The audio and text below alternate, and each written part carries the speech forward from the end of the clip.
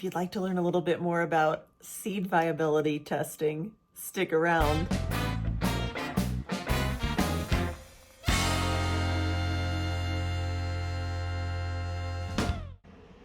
Well, it's January, and that means it's time to get at all those seeds that I saved for the Door County Seed Library.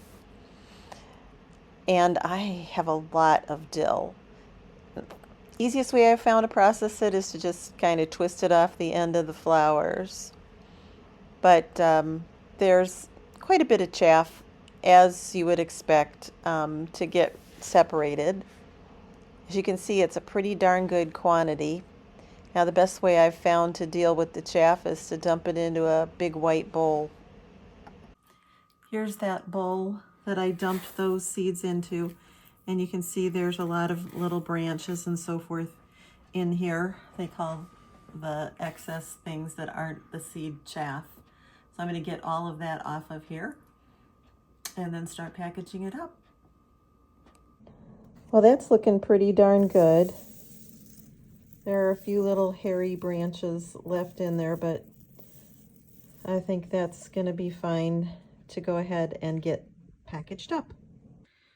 Well, I am almost complete with packing the seeds for the Door County Seed Library. I have used two kinds of packaging. This one is a paper packaging, and they're okay. You could even put wax insert inside there if you need to, but I actually like these clear plastic ones, little Ziplocs, better. The recipient can see the seeds in the packet and see how many they have. They can reseal it, very nice. So these are fine. My favorite, actually.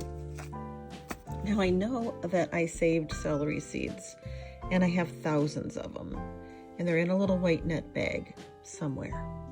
They're probably with my missing good grow lights. Yeah, that's probably where they are. Let me show you how I go about doing this.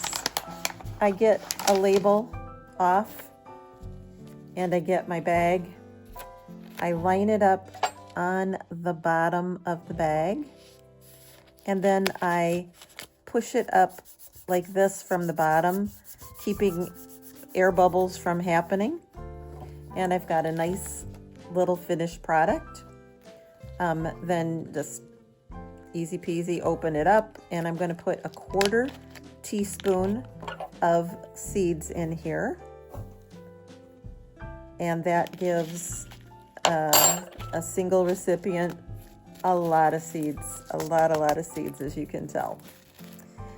I love doing this. It doesn't cost me very much to do this, and I really enjoy being part of the Door County Seed Library. Next up for the seed library is to pull the seeds off of the Zinnia. I was going to remember what color they were.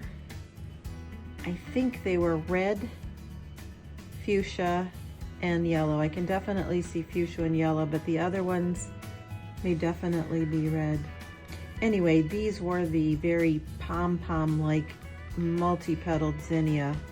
Lovely. Gotta get at it. This is what's left after I've pulled all the seed off of those zinnia. Doesn't seem like a whole lot, does it? Hoping to get 30 packets. Not bad. In the end, I made 33 packs of zinnia. Well, we popped into Menards. I bought a couple of those clamp lights for the grow bulbs that I found. And they had their 10-cent sale on the seeds. So I picked up some little gem lettuce and some calendula. And most other things that I really wanted were already picked over and gone. I picked up some soil and some vermiculite while I was there, and maybe some chocolates as well. At Menards, that big box store that has the seeds on sale for 10 cents right now. Amazing deal. And they had restocked, so I grabbed 9 packs of peas. mostly for shoots, but I do like Little Marvel as well for a pea outside. And while I was there, I got some pea and bean booster. Basically, what this does is add a nitrogen fixing bacteria to the soil, which aids the peas and beans in doing their nitrogen fixing job. I'm going to do a seed viability test on my home saved tomato seeds that I did this year. Normally I don't care, but I'm going to be giving these to the Door County Seed Library, and I want to make sure that I've done it well and that we've got good viability. The best way I have found to do a seed viability test is using these little takeaway containers. And what I have found is that one of my makeup pads, my little cotton makeup pad, fit in the bottom just perfectly. Now you can just cut paper towel to do that job as well, but I find that's easy peasy. You wet it. I'm going to put 10 seeds in there and see what my germination rate is. I'll put after I've moistened it, then I'll put a saran wrap over the top here and then just wait for germination.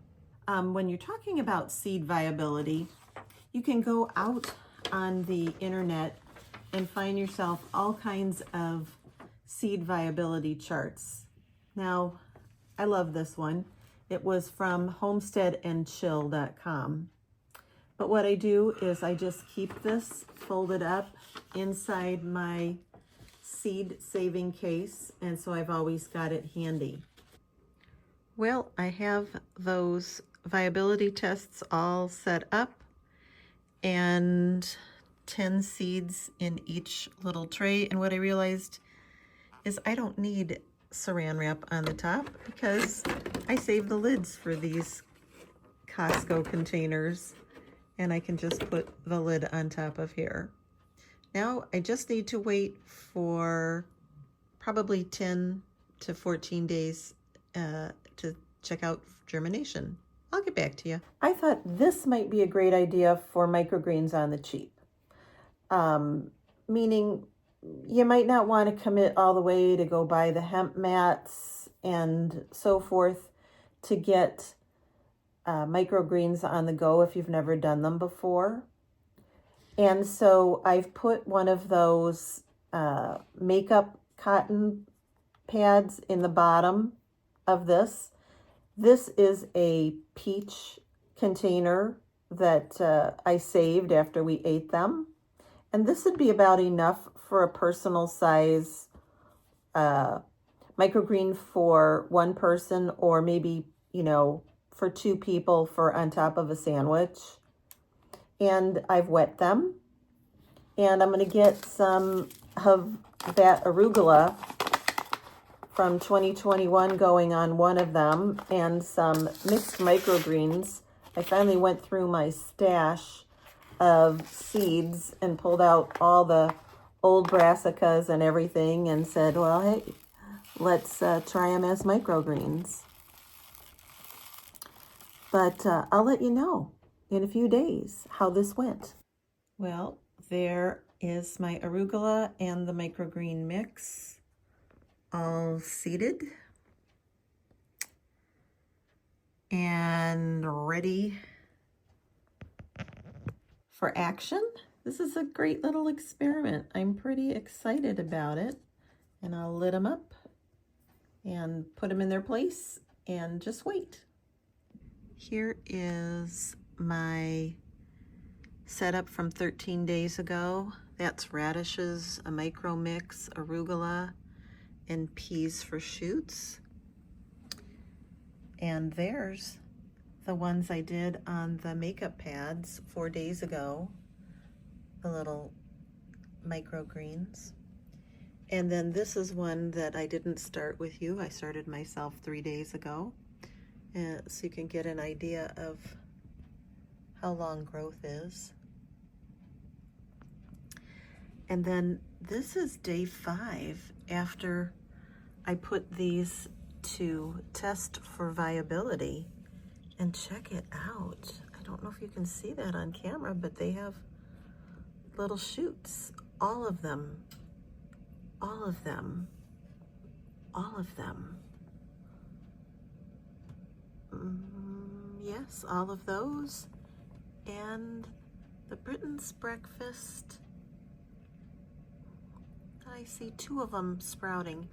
But Britain's breakfast was stubborn last year getting going, so I would imagine those are going to sprout as well. I'm telling you, if you need to do a test on anything to see viability, this is the way to go. Easy peasy. Oh, by the way, I ended up putting them on one of those IKEA shoe racks over top of the floor vent. And I have a water in a ramekin on top of that floor vent to kind of give some extra humidity, because with the snow and this Arctic blast that's been happening, the house just can't stay humid enough.